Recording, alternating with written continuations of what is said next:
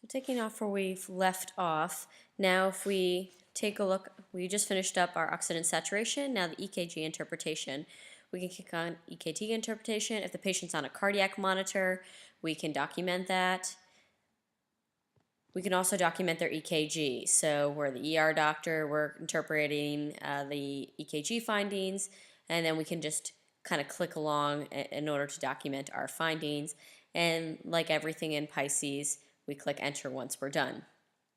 Next, it pops up as the labs. You can also click on lab interpretation.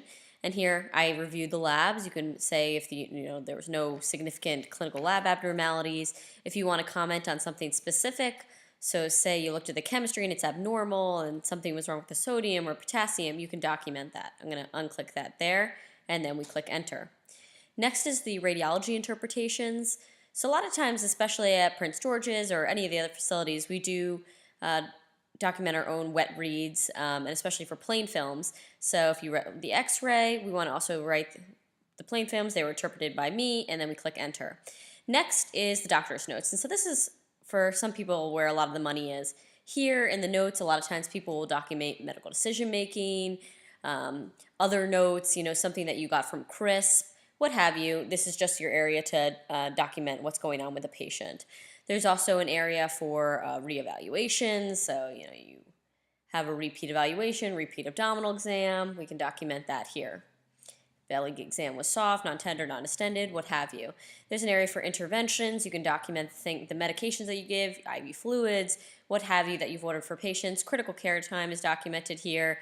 Here, this is where you can document some important core measures, things like TPA, consultations, patient status, people that you've contacted, heart score decision making, CHF decision making. Here we have a sepsis checklist. Sign outs. If you sign out to another provider or someone signs out to you, you can document that.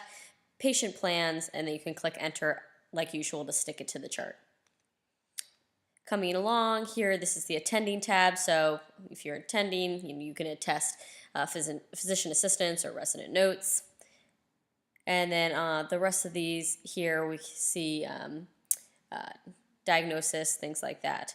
You can also do reassessments by clicking back on doctor's notes, and that will give you a new time indicated here, and then you can write a reevaluation or what have you. Here, events, bedside testing from the nurses. So a lot of the nursing notes will be down here, so you can just always check in with the nursing notes or their evaluation of the patient as well. And that's just kind of on the left side of the chart from there.